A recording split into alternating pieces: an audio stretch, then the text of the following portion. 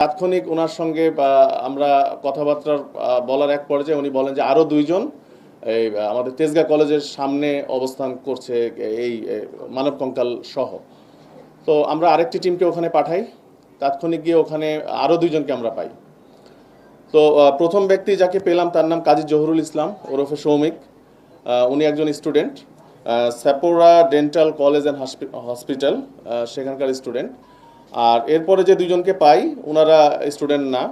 ওনার একজনের নাম আবুল কালাম আজাদ, বয়স 39, আরেকজনের নাম হচ্ছে আসাদুল মুন্সি, ওনার বয়স হচ্ছে 32। তো এই দুইজনকে তেজগাঁ কলেজের সামনে যখন পেলাম তাদের কাছেও আমরা দুটি কঙ্কাল পেলাম। হচ্ছে উত্তরা পশ্চিম থানার তাদের যে ক্যাম্পাস, এই যে স্যাপোরা ডেন্টাল কলেজ অ্যান্ড হসপিটাল, এই ক্যাম্পাসের পাশেই। তো আমরা তাৎক্ষণিক রাতেই টিম পাঠানোর পরে সেখানে গিয়ে আমাদের টিম আগের 3টির পরে আরও 44টি বডি একটি রুমে পায়। একটা 402 নম্বর রুমে ছড়ানো ছিটানো অবস্থায় ওই জায়গায় একটি ইয়েতে পায়, বিভিন্ন ব্যাগ বস্তার ভর্তি করে কঙ্কালগুলো রাখা হয়েছিল। তো সেখানে 44টি পেলাম। আমরা টোটাল 47টি কঙ্কাল আমরা তখন জব্দ করলাম। জব্দ করে আমরা তাদেরকে জিজ্ঞাসাবাদ করলাম। জিজ্ঞাসাবাদে তারা বললেন যে এদের যে মূল হোতা ফয়সাল, সে দীর্ঘদিন যাবত এই ব্যবসার সঙ্গে যুক্ত। তাদের অনলাইনে তারা এই বোন সেলিং একটি গ্রুপ আছে, এই গ্রুপে তার 700 জন কর্মী তারা কাজ করে এবং গ্রুপ মেম্বার 20,000-এর মতো। আর এখানে যে ব্যক্তিটি আমরা আবুল কালাম আজাদকে পেয়েছিলাম তেজগাঁ কলেজের সামনে, তার পিসিপিআর দেখলাম, তার নামে 21টি মামলা রয়েছে এবং উনি প্রথম যে মামলাটি 2009 সালে এই যে ধারাতে আজকে মামলা হলো, কবর থেকে কঙ্কাল চুরির যে ধারাটি, এই একই অভিযোগে অভিযুক্ত ছিলেন 2009 সালে।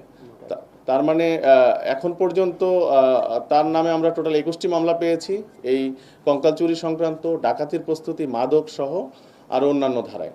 আর তার যে সঙ্গী যাকে আসাদুলকে আমরা পেয়েছিলাম তেজগাঁ কলেজের সামনে, তার নামে আমরা 2টি মামলা পেয়েছি, ডাকাতির প্রস্তুতি এবং চুরি।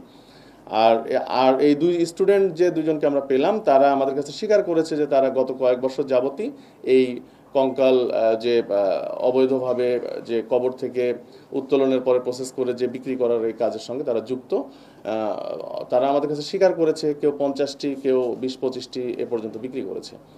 তো এটি আমাদের আপাতত অভিযানে আমরা যেটি পেয়েছি। তো তাদের বিরুদ্ধে আমরা আইনগত ব্যবস্থা প্রক্রিয়াধীন, মামলা রুজু হয়ে গিয়েছে, তাদেরকে একটু পরে বিজ্ঞ আদালতে প্রেরণ করা হবে।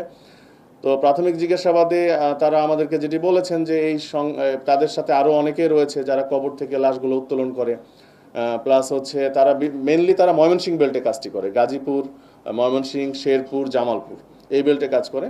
তো আমরা ফার্দার রিমান্ডে নিয়ে এসে তাদেরকে আরও জিজ্ঞাসাবাদ করব। তার কাছে আমরা একটি কঙ্কাল ফুল বডি পাই, একটি মানব কঙ্কালের ফুল বডি পাই। পরবর্তীতে তাকে আমরা জিজ্ঞাসাবাদ করি, পুলিশ আটক করার পরে জিজ্ঞাসাবাদ শুরু করি। জিজ্ঞাসাবাদ করলে তিনি প্রাথমিকভাবে আমাদেরকে বলেন যে হ্যাঁ, উনি এই সিন্ডিকেটের সঙ্গে আছেন এবং আরও তার সঙ্গে অনেকে রয়েছে। তো এই 3জনকে আমরা নিয়ে এসে থানায় জিজ্ঞাসাবাদ শুরু করি। আমরা তখন বুঝলাম যে এটি একটি সংঘবদ্ধ চক্র এবং তারা হয়তো এটি দেশব্যাপী পরিচালনা করে আসছে। আমরা থানায় ব্যাপক জিজ্ঞাসাবাদ শুরু করার পরে এক পর্যায়ে তারা স্বীকার করলো যে তাদের এই 3টি কঙ্কালের বাহিরেও আরও অনেক কঙ্কাল রয়েছে একটি জায়গায়। সেটি কোথায় সেটি